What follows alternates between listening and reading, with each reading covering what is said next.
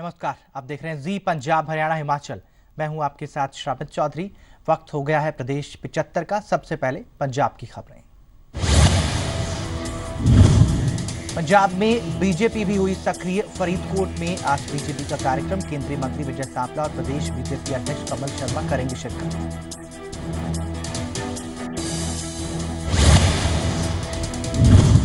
पटियाला में आम आदमी पार्टी को और मजबूती मिलती नजर आ रही है। पंजाब कर्मचारी दल के प्रभारी हरि सिंह टोहड़ा अपने करीब 4000 साथियों के साथ आम आदमी पार्टी में शामिल हो गए। संगरूर से पार्टी सांसद भगवंत मान की मौजूदगी में टोहड़ा ने झाड़ू थाम लिया और पंजाब राज्य कर्मचारी दल सरकारी कर्मियों के लिए काम करता रहा है। हरि सिंह टोहड़ा का कहना है कि पंजाब के हालातों को देखते हुए उन्होंने आम आदमी पार्टी के समर्थन का फैसला किया। सांसद भगवंत मान ने पंजाब सरकार को पंजाब के हालातों के लिए जिम्मेदार ठहराया। मान ने किसानों और एसवाईएल का मुद्दा भी उठाया। उन्होंने कहा कि पंजाब सरकार एसवाईएल के मुद्दे पर अपना स्टैंड साफ करे। भगवंत की माने तो पानी के मुद्दे को वो लोकसभा में उठाएंगे।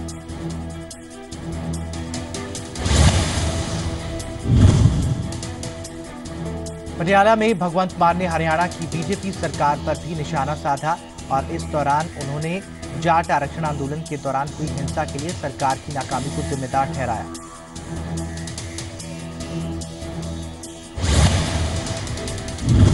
आम आदमी पार्टी नेता हिम्मत सिंह शेरगिल ने बीजेपी सांसद अनुराग ठाकुर के इस बयान को बेतुका बताया, जिसमें ठाकुर ने कहा था कि आम आदमी पार्टी दिल्ली की बजाय पंजाब में फोकस कर रही है। शेरगिल ने कहा कि बीजेपी समेत अकाली दल और कांग्रेस आम आदमी पार्टी को मिल रहे जबरदस्त समर्थन से घबरा गए।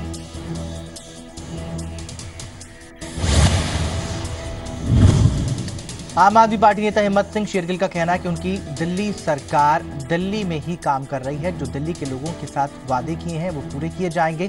शेरगिल ने कहा कि अगर दिल्ली के सीएम अरविंद केजरीवाल पंजाब के दौरे पर आए तो इसमें कोई गुनाह नहीं है। आपको बता दें कि अनुराग ठाकुर ने हमारे खास कार्यक्रम डायरेक्ट विद दिनेश में केजरीवाल के पंजाब में एक्टिव होने पर सवाल उठाए।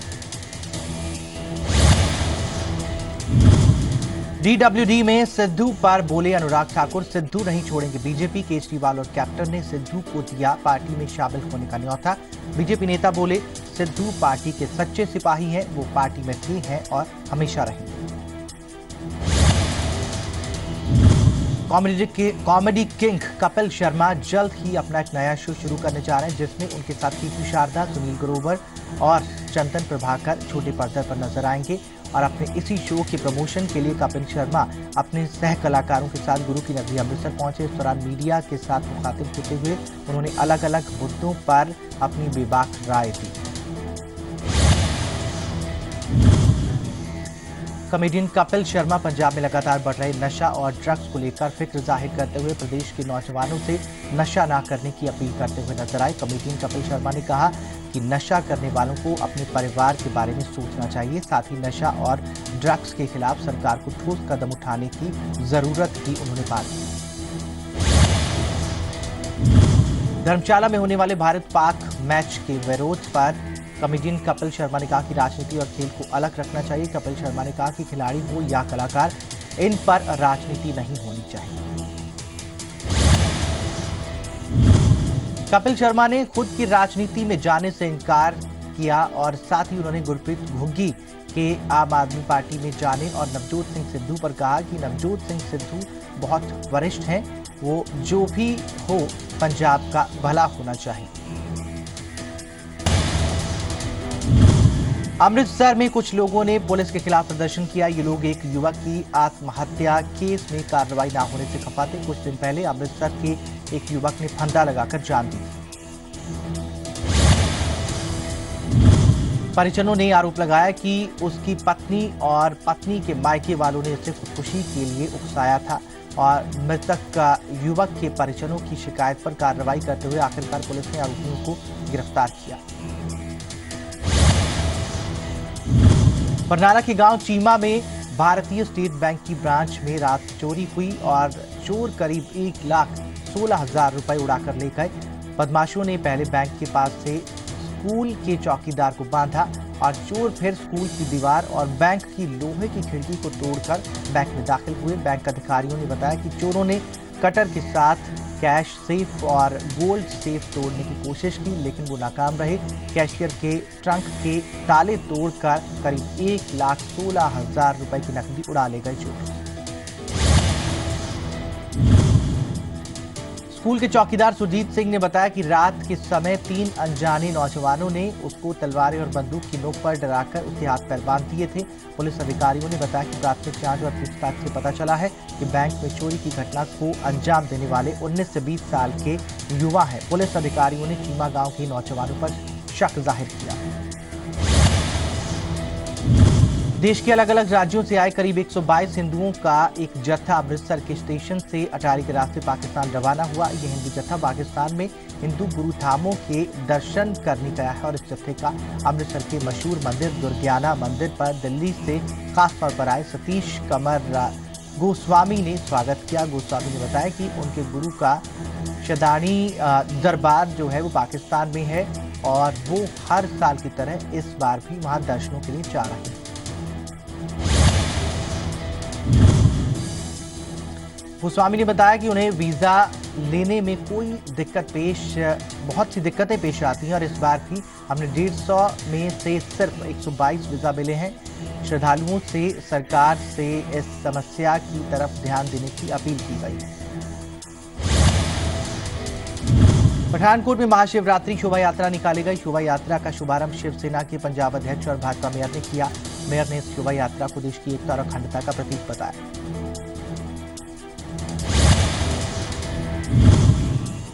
पूरे पंजाब में पठानकोट की मशहूर शोभा यात्रा है ये और पूरे सूबे से लोग इस शिवरात्रि की झांकियां देखने आते हैं। 100 से ज्यादा शिव पार्वती और सभी देवी देवताओं की झांकियां निकाली जाती हैं। शिव और पार्वती की झांकियों पर ड्रोन से फूलों की बारिश की जाती है और इसको देखने के लिए लोग अपनी घर की छतों पर खड़े नजर आते हैं। पीजीआई चंडीगढ़ 12 तारीख तक ग्लूकोमा सप्ताह मनाने जा रहा है और इसके तहत कई कार्यक्रम किए जा रहे हैं। इस दौरान लोगों को ग्लूकोमा की आंखों की बीमारी के बारे में जागरूक किया जाएगा। ग्लूकोमा को काला मोतिया भी कहा जाता है।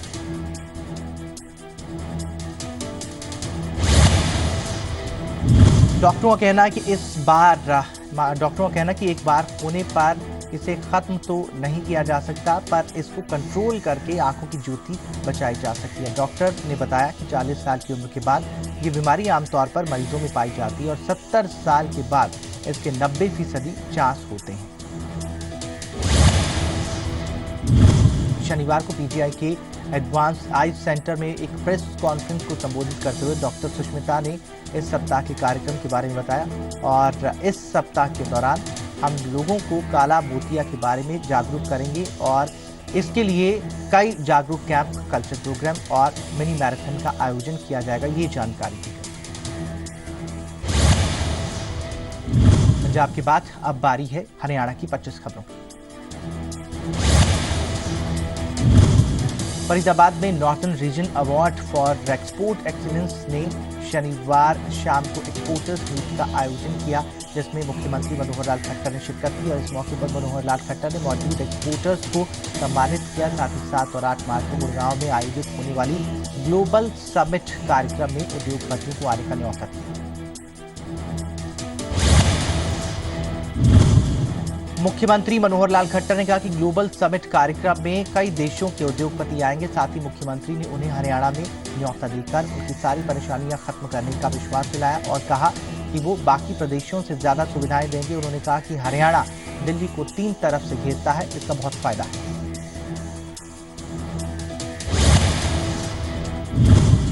हरियाणा के मुख्यमंत्री मनोहर लाल खट्टर का कहना है कि सरकार इसी बजट सत्र में जाट आरक्षण के लिए बिल लाएगी और सीएम खट्टर ने ये भी भरोसा दिलाया कि ओबीसी के 27% के कोटे से छेड़छाड़ नहीं की जाएगी। हरियाणा विधानसभा का बजट सत्र 14 मार्च से शुरू हो रहा है। बजट सत्र के दौरान जाट आंदोलन और जाट आरक्षण का मुद्दा जमकर गूंजेगा। सदन में टकराव ना हो, इसके लिए सरकार सभी सियासी पार्टियों के सदस्यों की जाट आरक्षण मुद्दे पर एक सर्वदलीय समिति बनाने का विचार कर रही है और ये सर्वदलीय समिति जाट आरक्षण बिल का प्रारूप तय करेगी ताकि सदन में आपसी रजामंदी से ये बिल पास हो पाए।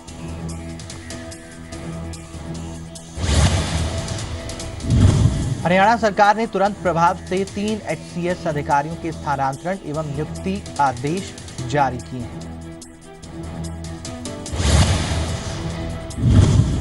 वीर सिंह उपमंडल अधिकारी सह अतिरिक्त कलेक्टर कलायत और सचिव RTA कैथल को उपमंडल अधिकारी सह अतिरिक्त कलेक्टर नरवाना तथा सचिव RTA जींद नियुक्त किया गया है।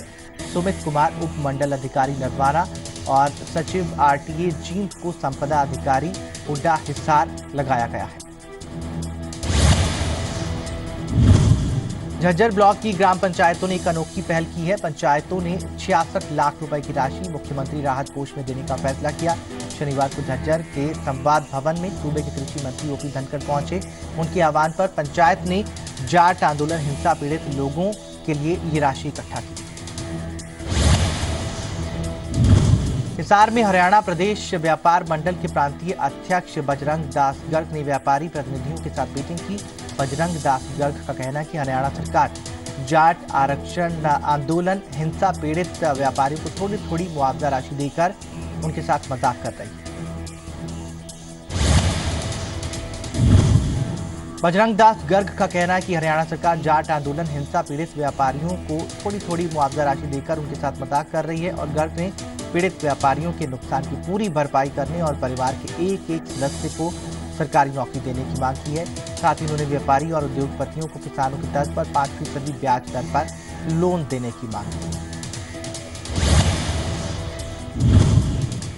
जाट आरक्षण आंदोलन हिंसा की जांच के लिए हरियाणा सरकार की तरफ से बनाई गई कमेटी तय समय सीमा में अपनी रिपोर्ट पेश कर देगी। कमेटी के अध्यक्ष प्रकाश सिंह ने कहा कि कमेटी समय सीमा को ध्यान में रखते हुए काम में जुटी है। प्रकाश सिंह ने बताया कि कमेटी ने शुक्रवार को घटना के दौरान घटनास्थल पर तैनात सभी अधिकारियों और संबंधित कर्मचारियों के मौखिक बयान लिए और 10 दिनों के भीतर उन्हें अपने लिखित बयान कमेटी के चंडीगढ़ के दफ्तर में भेजने को कहा। सोनीपत के थाना कुंडली पुलिस ने 4 लोगों को गिरफ्तार किया। इन लोगों पर जाट आरक्षण आंदोलन के दौरान बरोटा पुलिस चौकी में तोड़फोड़ और आगजनी करने के आरोप हैं। आरोपियों में एक सांपला और 3 सोनीपत गांव के जठेड़ी के हैं। सोनीपत पुलिस ने हिंसा के आरोप में अब तक 28 लोगों को गिरफ्तार किया। पुलिस का कहना है कि अभी काफी लोग और भी गिरफ्तार हो सकते हैं।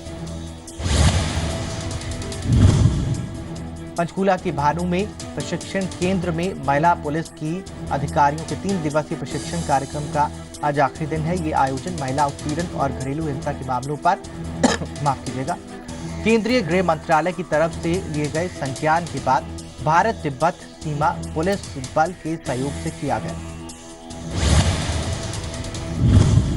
समारोह में राष्ट्रीय महिला आयोग की अध्यक्ष ललिता कुमार मंगला मुख्य अतिथि के तौर पर मौजूद रहीं। समारोह में आयोग की सदस्य रेखा शर्मा और सुधा चौधरी के साथ ही ITBP के महानिरीक्षक अरविंद कुमार और दूसरे वरिष्ठ अधिकारी मौजूद रहे।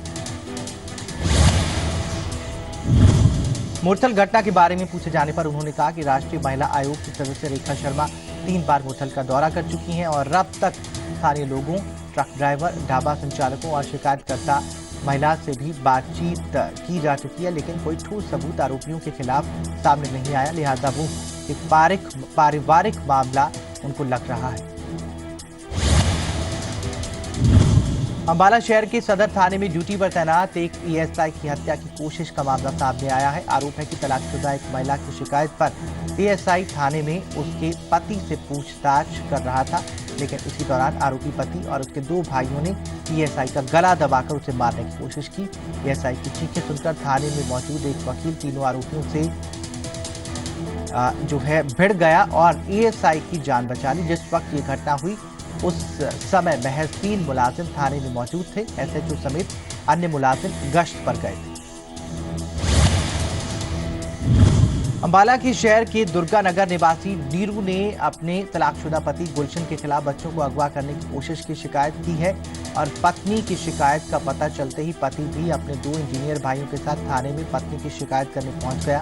मामले की जांच कर रहे ASI ने जब गुलशन से बातचीत की तो अचानक उसने ASI पर हमला बोल दिया और गला दबाकर उन्हें मारने की कोशिश की। ASI का दावा है कि शायद आरोपी को लगा कि पुलिस पत्नी की शिकायत कर रही है, पत्नी की शिकायत में मदद कर रही है, इसलिए उसने हमला बोल दिया।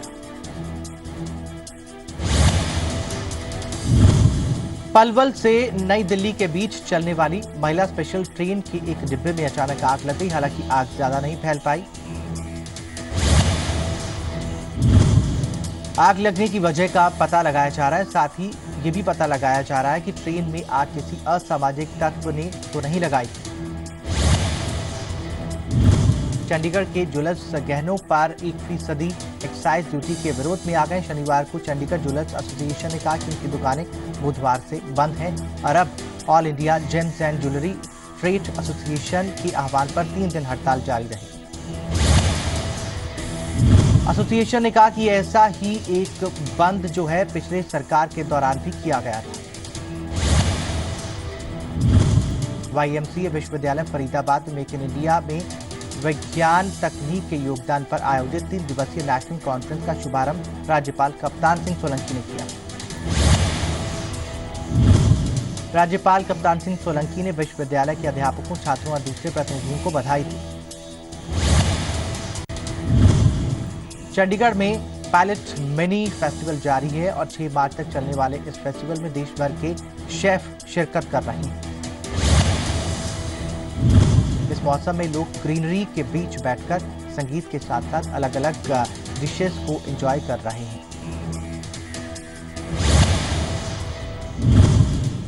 और अब पंजाब और हरियाणा के बाद बारी है हिमाचल की 25 खबरों की। धर्मशाला में होने वाले T20 मैच के विवाद पर बोले सीएम, शहीदों के परिवारों की भावनाओं को नहीं किया जा सकता नजरअंदाज। सीएम बोले, भारत पाक मैच के दौरान सुरक्षा मुहैया करवाने के लिए हमने केंद्र से नहीं की मांग। मैच के विरोध में उतरी आम आदमी पार्टी। शिमला में प्रदेश संयोजक राजन सुशांत ने पीसी कर जताया भारत पाक मैच का विरोध। हिमाचल के additional advocate general Vinay Sharma ने शिमला में प्रेस वार्ता की, जिस दौरान उन्होंने फिर से दोहराया कि पाक की टीम को हिमाचल में आकर मैच नहीं खेलने देंगे।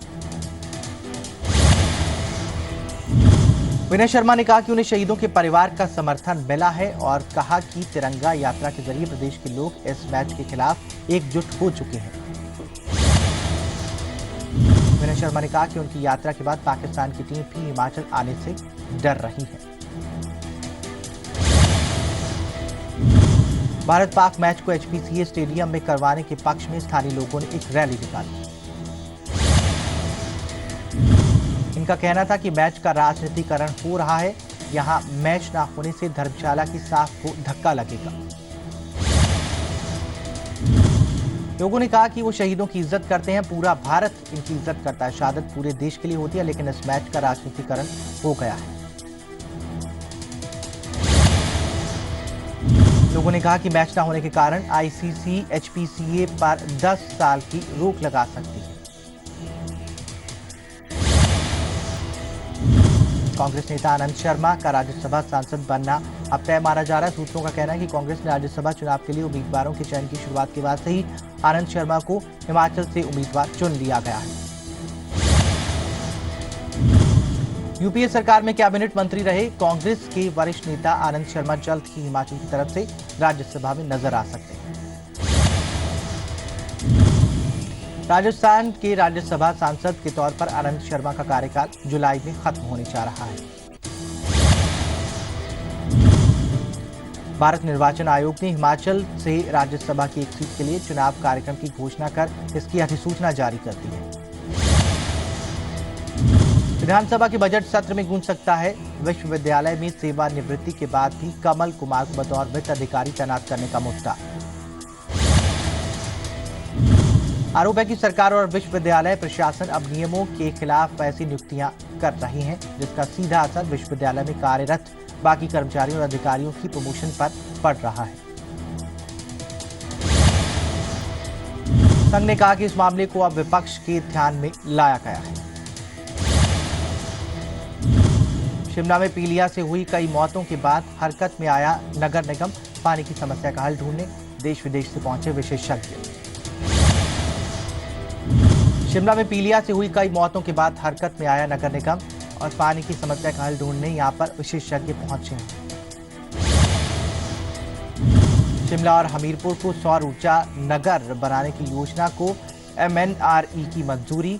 सौर ऊर्जा तकनीकों को बढ़ावा देने के लिए 1 दिवसीय कार्यशाला। शिमला और हमीरपुर को सौर ऊर्जा नगर बनाने की योजना को MNRE की मंजूरी। ऊर्जा के गांव सोहारी टकोली में महिला से रेप की कोशिश का मामला। कार्रवाई न होने पर बीजेपी नेता और लोगों ने की पुलिस के आला अधिकारियों से मुलाकात। डलहौजी में झमाझम बारिश, तापमान में गिरावट। पंजाब हरियाणा हिमाचल निभा रहा है आधिकारिक मीडिया पार्टनर की भूमिका।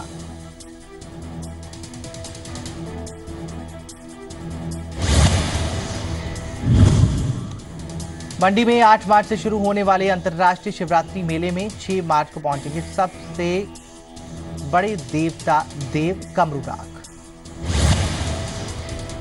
और इसी के साथ प्रदेश 75 में फिलहाल इतना ही। नमस्कार।